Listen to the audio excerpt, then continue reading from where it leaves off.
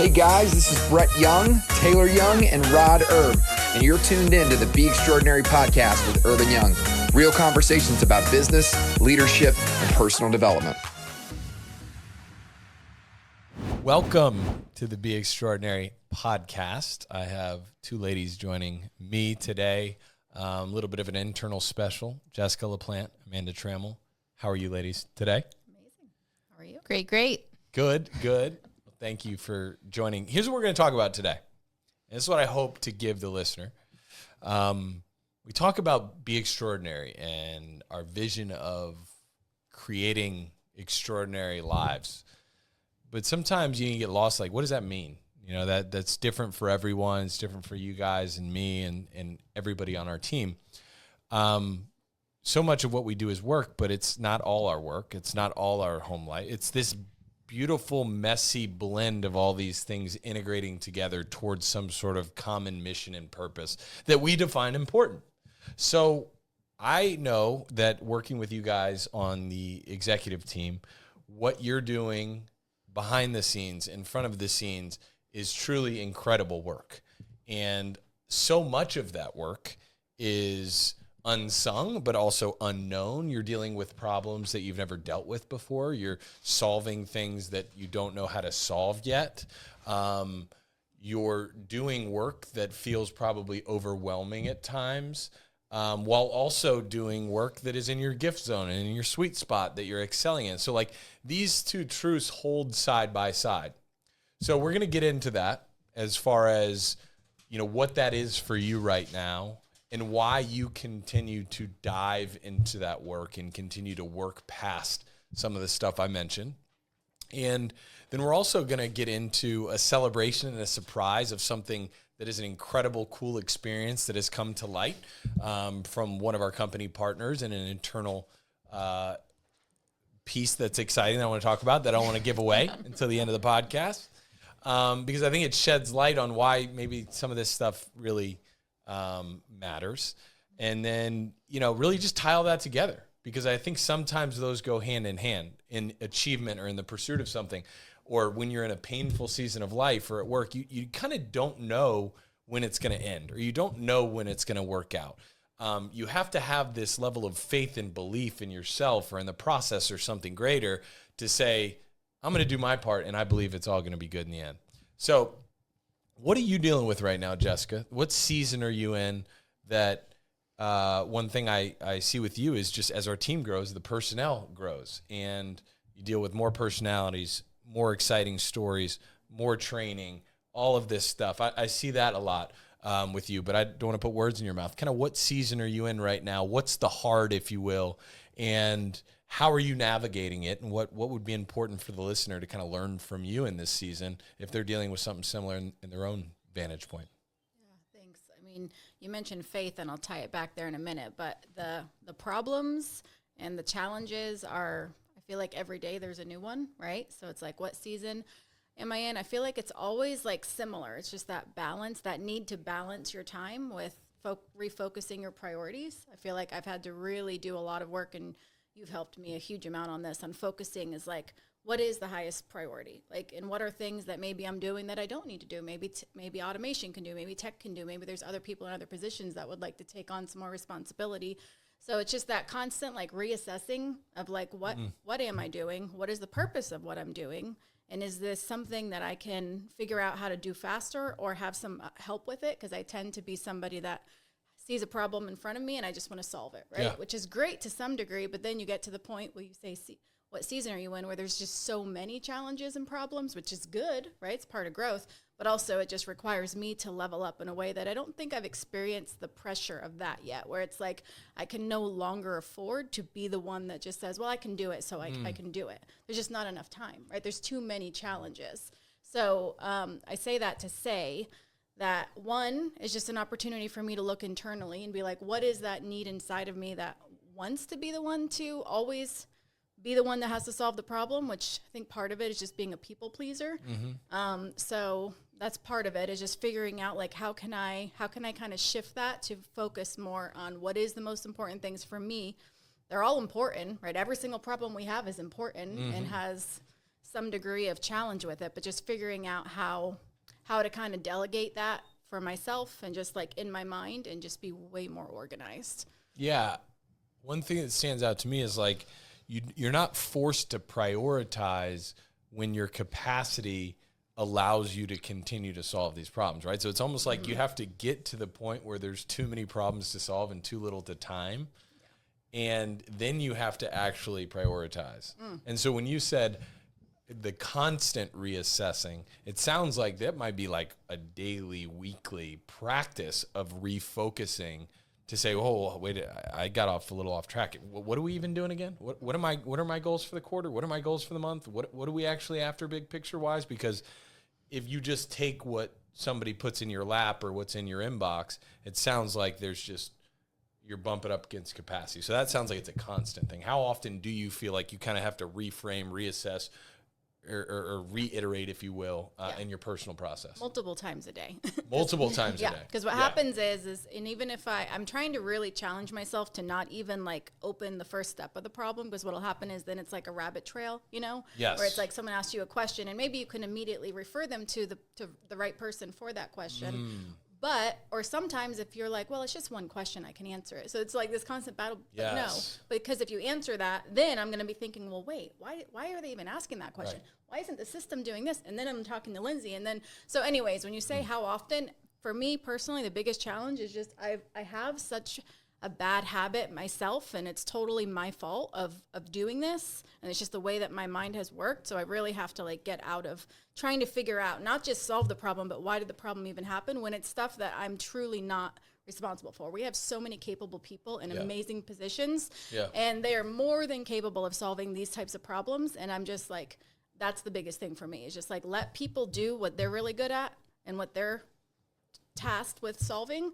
And like, as much as I want to help, I don't always like talking about this particular subject, because I feel like I feel like people think, oh, well, you just don't want to help people, or you're too good for the problem. No, it's like in reality, like if I'm solving problems that other people are charged with solving, then I'm taking away their ability to solve the problem. You got to teach them how to fish. And again, if I'm focusing on that instead of my priorities, then am I being true to what I said that I'm going to do to my team, who's expecting that I'm going to do what I said I'm going to do, and what's most important? So, it's almost like the illusion of choice. You're bumping into the point where I could say I could help you, but I know in reality I can't, because I don't have the ability to dive as deep and to actually take on solve this problem. So it's almost like there's an awareness, but there's also, you're working on the psychology of why you even ended up with this, in your own words, people pleasing. I think that's a cool vulnerability of like personal development, and what it really means is to say, let me take my current skills or my current behavior or my current pattern, and let me go, hey, I learned this at some point. Let me dive into my own psychology of like where I learned this while I figure out how to actually not navigate it. So I actually think that's very helpful for people, because sometimes I get in those where I'm just like, man, I'm just this way. I'm just this way. And then you go, okay, well, the way you are no longer, is, if you want to continue to ascend and go to the next level, that way is not going to get you there. You're going to have to change something. You're going to have to figure out, as Brett says, you got Batman and Robin and the girl dropping at the same time, and Batman's trying to figure out how to save them both. And your current learned behavior, you're not able to save them both, right? You have to kind of rework that in a real way. Totally. Very cool. Very helpful. What about you, Amanda? What season are you in? What are you navigating, and how are you navigating it? I think just learning the unknown. So right now, the 6 of you executives just run so fast. And so it's how to run faster with the given task, I guess you could say, but also trying to not just execute, but learn along the way. So just challenged with learning. I'm in a lot of spaces that I've never been in before. Tasked with a lot of things I've never been dealt with before. So just learning, but being able to run extremely fast. So is there a confidence you've developed to be able to walk into those opportunities and tasks that you don't know how to do, that goes, hey, I'm going to figure this out? Because, and I'll share with the listener, like, I'll just give you an example. Like, and these are things I can think of, right? You're dealing with growth as a business, right? Which requires us to continue to properly staff. There's personnel, recruit, retain, develop, all that fun stuff that comes with this vehicle. And then you have a fully built CRM and tech platform, customized that like has never been done in the industry at the level we're doing it right now. You have the changing of an agency management system that we've been on for 14 years with 21,000, or whatever, then it was a ridiculous amount of data that we've moved onto a new system while we're integrating that simultaneously with our new tech to speak to the user, right? And then you have training and development platform that is new this year that is serving our now all locations. You have, these are all just new things, right? You have 3 different acquisitions that we're working on, 2 of them relatively major, and the financing and the integration and all that goes along with that, right? And again, these are just, we have a curriculum for our operators that is being developed. These are all just things I can think of right now, right? We have standard operating procedures that we're developing and putting in Monday.com. So Amanda has her hand in all of these things. And I would say probably most of that were things that just a couple months ago, you had no idea to deal with. So where does that confidence come from that you go, hey, I believe at this point that I will figure it out or I will get to the outcome? Curious. I don't know that confidence is the word that comes to mind. I think it's just a matter of trust, trust and communication. I just knowing that like, no matter the position, this is a team. And so being able to ask the right questions or rely on the team that you need, or be able to just trust that when you're at a certain level, you can communicate that, hey, I don't know this. Let me ask a better question. So I think I don't know. But Jessica always says, you don't give yourself enough credit. Yeah. So maybe that's part of it too. So maybe there is a little bit of confidence, but I just, you're also, I think, have a bias towards action, right? We'll finish a leadership meeting and we're like, over here, update. And then Amanda will always come back with a question like, okay, so what's the action item?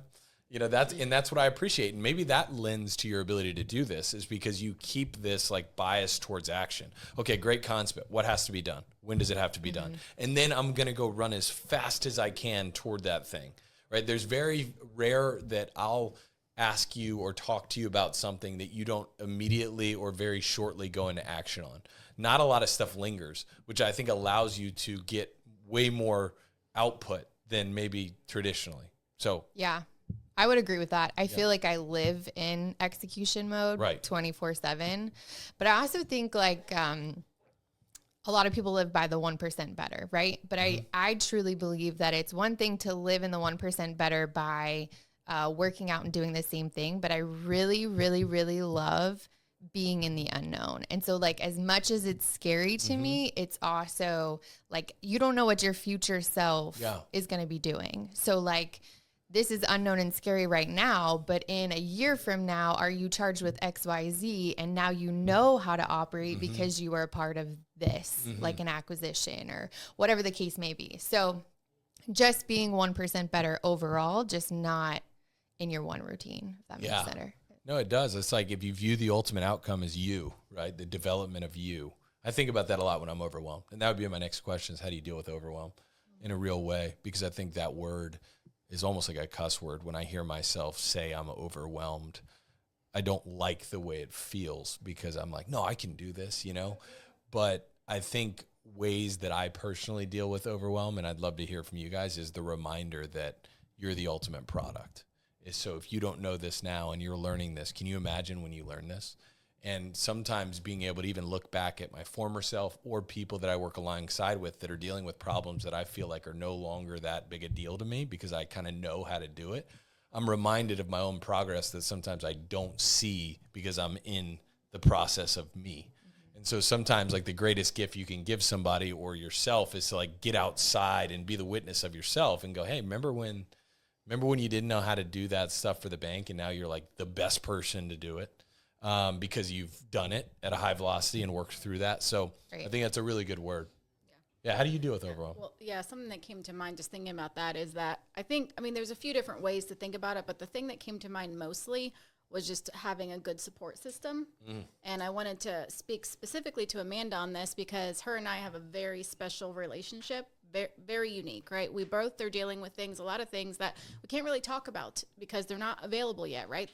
Maybe we want to make an announcement, but we can't say anything yet because, of course, we want to preserve surprises and make sure that everybody gets the funds. So it's like you can't just necessarily get support from anybody. Of course, home and, family is important. And we'll talk, I'm sure, about some of that. But as far as, like, when you're overwhelmed and you have those days where there's just so much going on and you get in your head and you're just thinking, like, oh, like, I have to do this and this and this and that's, I think Amanda and I have this very good balance that we've learned each other enough to know that, like, one, just sometimes you just need someone to listen. And two, it's like just reminding you of maybe the things you can't see right now. It's like, if you're feeling like you're not doing enough or, when that little voice comes in your head and you start to question, is this the right thing? Or is this not the right thing? Like, why did I do that? Or even as simple as sending somebody a bottle of wine and sunflowers on a Saturday, which happened this last Saturday, which Amanda did send me wine and sunflowers because she knew I was dealing with a challenge and just needed to be uplifted. So I think that unique, special relationship has been, honestly, especially in the last year, has been such a gift because I literally, I don't think we would be able to, at least speaking for myself, I know I would not be able to get through the things that I need to without having that person that understands to the degree, not just obviously, again, love the family and the husband, and he does very well to be supportive, but just having someone that really understands to the level of what type of pressure you're dealing with without having to explain it all, but it's just it's just there for you. And that's really very special. So thank you for who you are. And no, I echo all of that. It's like you said, it's one thing to have family, but there's this genuine support and love, I think, that you and I share. And we know each other so well, but we're also at a point in our relationship where we can be so honest with each other. And so I think challenge that's each other or give feedback where it's challenge, or it's like if one of us are saying something and the other one can be like why? Just very direct but graceful, and just I don't know. I don't even have words. I don't know how someone doesn't have someone to share the same space and life and be able to have such a sounding board, because it truly is so special. And it's just, I don't have words. Yeah. That's special. I just think about that's epitomizes team, what it means to be a teammate at a very high level. And I think you guys just have a special bond at how good of a teammate, and how effective of teammates you are for each other, and it's it's not just being there for each other. It's also helping the other person and challenging the person and lifting them up when they're down and them lifting you up when you're down. I think that's what's interesting. I would share a story that it's a quick one, but I was, we're dealing with all this new fun stuff that we're so excited about, but there are moments where you're just overwhelmed and you go, oh my gosh, I don't know which way to look because I don't know where to start, right? And everyone probably listening to this has this feeling at times. And I had the greatest gift of I was scared to check my email, right? I'm like, once I engage in the emails, it's going to unravel. Everyone's been there. And I get back and I get my email and I look at what Amanda has done on some of these deals. And I was reminded of the importance of team, right? Because as much as we want to talk about, hey, how do you deal with this? How do you deal with this? How do you individually achieve? Kind of what's showing up for me is man, I'm doing it for each other. I'm being the one that steps up when that person needs it, or I'm responding when I can and contributing because they've done it for me too. And so it's kind of like that never drop your shield, where how important team is when you're going after something hard, when you're going after something worthy. And because if it's not something hard or it's not something worthy, maybe you can do it by yourself. Maybe you can do it by yourself, but I don't know if it'd be worth it. Yeah. So true. And I just don't know when I look at what we're doing as a company. I don't know. I think it's sometimes I go, I don't even know how we're doing all this. We must be psychopaths. But then I'm also I feel bad sometimes for our competition because I'm I don't know how people do this without just an incredible team. We have the most incredible team, Hands down. No, I wanted to just speak on the team for a minute because obviously, between you, Amanda, and you, Taylor, incredible, right? Just you two alone, you literally feel like with the support, you could take over the world, right? But then you multiply that by, I don't even know what our total team number is. Yeah, 50 but plus. It's like, and 60, if you look at, and you could probably list off 10 to 15 things right off the top of all of our heads about each person and what makes them so amazing. And that is really special, and definitely don't want to skip over that because, I mean, we have literally the most incredible team. So, yeah, I feel bad for our competition. Yeah, and you're talking. Yeah, we're talking about an immediate team. Everyone's got their kind of immediate direct team that they deal with. Call that their core team. Yep. But then you have the support system of the support system, and you're totally right. Like to be able to get feedback or throw an idea out, or you know, we're dealing with this cyber situation. I'd sprinkle that in, right? Yeah. It's the way of, hey, all these great things that you're doing. By the way, surprise, you've never dealt with this before, and all of a sudden people are running around with laptops and going through, right? But that's what it looks like. That's what for me the messiness of like achievement looks like, is this challenge of like, if you knew what every single step and how long it was going to take, like there probably wouldn't be as much opportunity. And so I'm just, you're like, how would you do it? I don't know. I think the cyber attacker just would have won. They would have got in the system and locked us up. Yeah, game over. Well, cool. All right, moving forward, a little bit of a lighter note is Extraordinary Life, right? Like you guys have been here for many years. It's been at least 5 for you, almost 6 in November. Yep. Is that right? Correct. And a little bit under, is it 7? Mm-hmm. For you, and it'll be 8 next May or something like that, whatever it ends up being. But you've been in a lot of different seats, a lot of different positions. Probably that your like initial goals that you had when you started, probably are different than they are today. Think about that. Oh yeah. Right. Think about when you started versus now the problems that are showing up and the opportunities that you have today. But kind of what are you pursuing in your, so I guess my point to say is like that changes, right? Our goals change, our desires change, our wishes change. Like what's showing up for you right now that like the extraordinary that you're pursuing in your own life? That's a deep question. It's a deep question. It might just be a professional goal that you have that is extremely focused, or it might be a little bit more elaborate. But I'm curious to see if what you define as your extraordinary life or your goals has shifted since the beginning, and how so? Yeah. I mean, it's definitely shifted. I'm not really sure.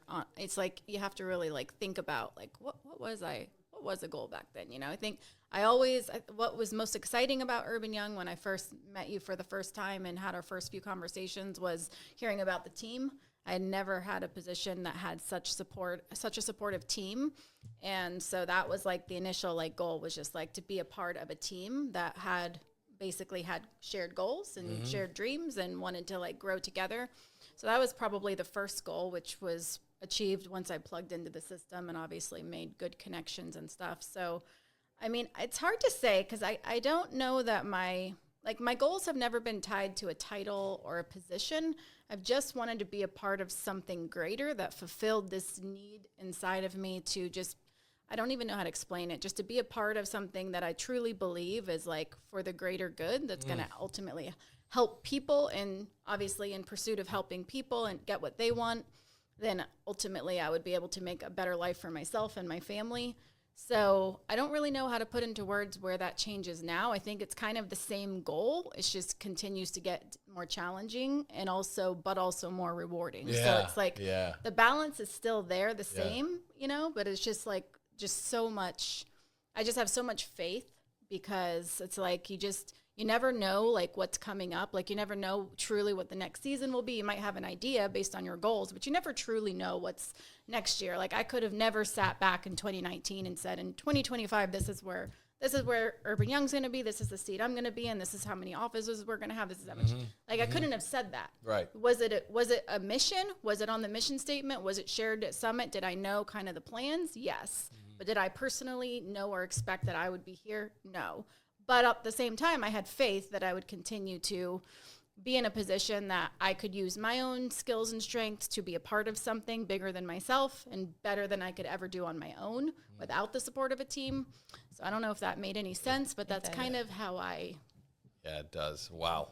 Like you started with like, I'm not really sure, but let me give you this incredible answer that is so authentic to like this. What I hear is like this connection, this belonging, this alignment with a mission that I believe in. And every step along the way, your contribution towards that mission they've kind of shifted, right? It's like coming in a service role and sharing those gifts, and then in a leadership role and sharing those gifts, and then all these different things and challenges that you're learning just allow you to contribute different and more to the mission that you care about, which was what the clue was for me. And if we would all be so reflective to be able to acknowledge that, like, our problems are like the leading indicator of those progress. The challenges are the leading indicator, not like this other thing. It's not like our progress and then, oh, by the way, here are the problems. It's like, no. These problems are showing up because you're making progress. You should be more concerned about not having higher level problems, because that probably means that you're not making the progress that you hope to make. So that's kind of what I heard. What about you, Amanda? I mean, my goal when you guys took over Coverage Pro definitely is not the case now. But you're like, find another job. No, I think, marketing and sales was originally the goal at the beginning. And as you are here long enough, you just realize what your gift zone is. And so I think ultimately I'm fulfilled being in my gift zone and where I'm supposed to be. But I think what's showing up a lot lately is I don't think we've scratched the surface on what this position can be. But, you guys as an executive team as a whole, all 6 of you pour, I think, every ounce of you and who you are back into the team. And I just don't feel professionally that you guys have somebody pouring into you. So goal is just to provide the executive team with every ounce of support that I can give. And then, end goal is just to create another position. So create more problems. Yeah. I will say, like, I obviously shared the prior story about my email, but like I told Amanda, I was like, I wish you could have had a camera on me, because I think I might like visually like started crying. So to hear you articulate that, like, that support is felt. That's why there's emotion to it. That's why there's such a level of care and trust and anticipating needs, and I don't know. It's all this stuff in a team environment that it's really hard to bullet and line it up, and it comes down to more of a feeling and a connection. For sure. So that's cool. Well, I wanted to celebrate together, because I think this is a very fun announcement for the team. Future team members, also kind of what it means to the mission and a little bit of what makes this place different. Also a little bit sprinkled in that, like, there's nobody that deserves it more, all this kind of stuff. You're like, what are we talking about? What I'm talking about is there's an opportunity that Jessica and Amanda are going to take, and they will be going on an all-expenses paid trip with auto owners to Spain. 9 days, 9 nights, Madrid, Barcelona, everything taken care of. I mean, Brett has been on a trip with them, and he said, like, this is nothing you would ever be able to do yourself, nor would you want to, because it's just red carpet. It's just all thought out. And the fact that you guys are able to go together is just so priceless, because you just mentioned what you guys mean to each other. And so for you guys to experience that, because I think so much about, like, experience and Extraordinary and all this. It's not just work. It's not just home. It's like there's this other stuff too, like experiencing a new experience together and creating memories that you'll never have in that moment again, and making sure that the work that you're doing is worth it and being reminded of that in a tangible way. And so I'm just so excited that you guys are going. And by the way, what are you more excited about? Spain? Is there anything about the trip that you look at like, I'm flat out fired up about this? I mean, I think it's a lot of just first experiences for both of us, and so we're going to be doing that together. And so I think it's like there's no real expectation. We're still in shock mode, but it's just like, I don't know. There's no words, really. Yeah, I agree. Still definitely in shock mode, and obviously just appreciate so much the opportunity. Like, literally, it's like, it's mind-blowing. You talked a little bit in the beginning about kind of goals and challenges, and And I think that we both genuinely just do care about each other and the company and the mission and the team more than anything. And so it's like to be able to, without knowing it, just to be able to receive a gift at this level and magnitude that literally people would just like, I don't even know what they would do. They would definitely fight like in a huge battle. Yeah, physical fight over it. But like just a total like once in a lifetime world-class opportunity. And so obviously just tremendous amount of gratitude and appreciation. Just for being even not only considered, but even gifted it. And so obviously, and then the special part of being able to share it with Amanda after we have had such a journey together here. And it's just going to literally, there's no words to even describe how exciting it is, just how much I've just literally been like thanking God constantly. Just like, I don't know how this is where I am, but just thank you. 'Cause I mean, yeah, unbelievable. Me too. And I think that level of faith, I said this to you guys privately, but I love the idea of how it worked out to where it wasn't, hey, it's January 1st and here's the promotion and you hit the promotion and it yields the result of this trip. Because we're going to do more of that. Hopefully this is a collective contribution from one of our top carrier partners that's a first-class partner that's putting on a first-class event that we all collectively earned. And then there's this opportunity that arises, and you don't know that opportunity is going to come in the form that it came or when. It ties back to kind of how we started this conversation. I think that's where I borrow so much meaning is that, like, sometimes you get these reminders and these breadcrumbs, they stay on the right track. Hey, you're doing the right things. You don't know how long it's going to end, but here's something, a little surprise that you didn't think about. Here's an opportunity that you never would have imagined. And I think it's just a reminder and tie back to the work and the level of faith and the level of service and the level of work that you do without knowing what it's going to reciprocate. Because, like, isn't that the definition of, like, servant leadership, is the ability to, like, serve without expectations of what to receive, which is probably the hardest thing to do in the world, in any relationship, in any business. But a reminder of, like, how important it is and what an example that you two set for us and what that means to the organization. And then I'll talk to you, the listener, is to say, we're going to do more of this. Like, this is really exciting. There's nothing that gets me more fired up. And, I also think it's like, we share this, and it's like, well, why are you sharing this? Like, okay, cool, they're going on the trip, I'm not. Like, okay, cool. It's like, no, because I think in this business, in any business, a lot of the times you'll have the agency ownership group that will go on these trips, and they'll go on a lot of them if they grow a big business. And we hope to share in that experience to say, hey, this experience is earned by the collective, and these different opportunities are going to present themselves for the team. And in the 2027 mission of, like, the company being run by a non-founder is directly aligned with, like, the representation of being able to go on this type of trip, like, for you guys and stuff. So I just think that's important, not to tout anything that we're doing, because this was created by you guys doing what you're doing and the team doing what they're doing, but it's more of to tout the mindset and why it matters to people that are here right now, the people that will be here, is to say, like, this culture is a shared experience. And this is just one of them that I think is exciting enough to promote in a real way. And I just can't wait to see the memories you guys create. Yeah, no, well said, Taylor. I just want to say, just for the listener and for the team, it's like, if you, Brett and Rod, as the owners of the agency, decided to take the trip and not share it, it would be well within your rights, right? You're the owners. You've created an amazing company, right? But you three are so generous and just so, like you said, it's the mission. This is a shared place. The mission is to create extraordinary lives, not just for yourselves, but for the team. And I think it just reflects back on such a statement that is so true to who you are. And I think it's important not to miss that, because, like, it would be okay if you didn't, right? You could still create extraordinary lives without doing this. But it's just, like, just such another level where you just look at, like, you are who you say you are to such a degree that I just continue to grow such respect and admiration for you, because you do give so much. And a lot of people don't realize, but it's amazing. You three, I'm blown away. Blown away.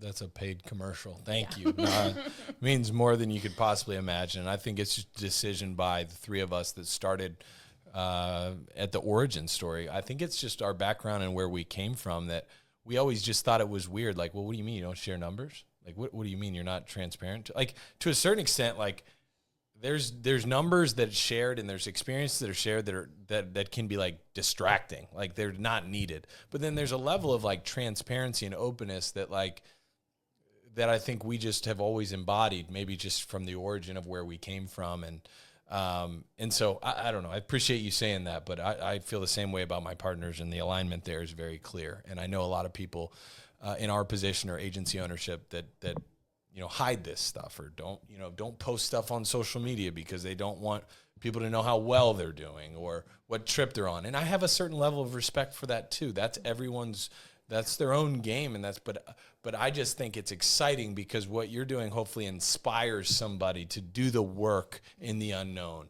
and do servant leadership without expectation, because every once in a while you'll have this incredible experience and this incredible fulfilling journey that you can realize and celebrate together with the people that have the true understanding of what it means to do what you've done. What it means to, ironically, you'll go on this trip in September, and it's very close to like the finishing of our fiscal year. So think about all the high fives you'll be able to give each other of all that you accomplished and all that you did.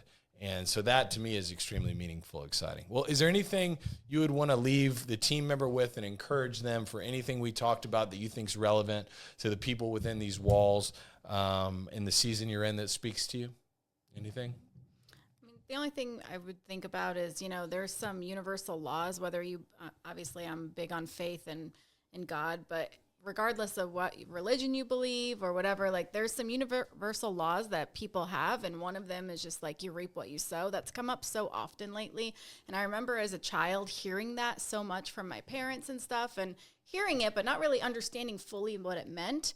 And it's just something that I've just been reminded of lately is like, obviously everybody has goals, everybody has to-do lists and stuff, but just if everybody could genuinely just understand like some of those universal laws, that one's a really good one. It's just like, you talk about doing without expectation, but that's basically what that means. It's like you reap what you sow in life.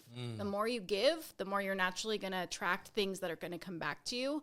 And so it's just a reminder that's just like, obviously we all have our own experience and challenges and things, but it just reminds me that like when you get really tight with your time, your budget, everything that everybody has to make decisions on in their day to day, and you're always having to decide what can you give up, what can you not, and what can you keep doing. But it's just like that reminder to keep on finding ways to give, because that's ultimately what makes us all want to live in this world and be around people that are just, obviously not just out for themselves, but out to give and make this world what we all hope that it will be.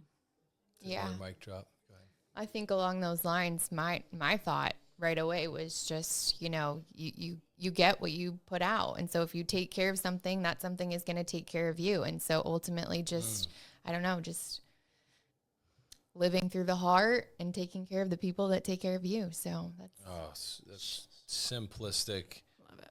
relevant, speaks to me in a big way. I mean, that, what's showing up for me to tie this back is there's seasons. There's seasons you go through where you plant and your farm, you don't reap. It's not this immediately like, let me plant and reap the benefit of this. It's not how the world has ever worked. It's not how life works. It's not how Mother Nature works. It's not how our Creator works. There are seasons. That's not how the weather patterns work. There are seasons, and in different seasons they represent different time. The reap what you sow is a timeless story of, give without and then at some point it's just a sign, it's just a pattern of the universe that at some point what you give will come back in some sort of form. And that's a reminder today. That's a reminder to me, that's a reminder to the listener, is to continue to honor the season you're in. And this is a great way that we can honor you guys in front of this team, in front of your peers, and thank you for what you've given and what you continue to give. And I can't wait for you to reap the hell out of this trip in Spain and drink all the Spanish wine and good food. I heard the food's incredible and all of that stuff. You guys deserve it, and we're honored to continue to run alongside you. So thanks for the time today. Thank you.